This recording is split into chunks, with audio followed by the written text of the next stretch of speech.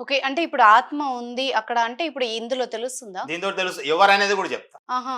మీ తాతనా, ముత్తాతనా, లేకపోతే మీ బాయ్ ఫ్రెండా, లవరా, లేకపోతే మీ పక్కింటోళ్ళ, చనిపోయినోళ్ళు మాత్రమే. హ్మ్. బతికినోళ్ళు కాదు. నేను చూపిస్తా. ఓకే. నేనిక్కడ కూర్చొని పిలిస్తే ఆ ఎనర్జీ వస్తది. ఓహో! అమ్మో! నిజమా సార్? ఇదంతా వినడానికి కొంచెం ఆశ్చర్యంగా ఉంది. కొంచెం భయంగా ఉంది. అరే! వచ్చేస్తది ఎనర్జీ. హ్మ్. హ్మ్. మీరు నాకు ఆ చనిపోయిన వ్యక్తుల యొక్క లిస్ట్ నాకిస్తే, హ్మ్. ఎనర్జీలు అన్నీ బంధించినాక ఇంకా మిగిలిపోయి ఉంటాయి కదా హ్మ్. ఎనర్జీలు. హ్మ్. హ్మ్. ఆ ఎనర్జీని పేరు పెట్టి పిలిస్తే వితిన్ 5 మినిట్స్ ఓకే. ఇక్కడికొచ్చేస్తది. సరే అయితే ఇప్పుడు మీరు ఆత్మని చూ తెలుసుకుంటారు దీంతో. అవును.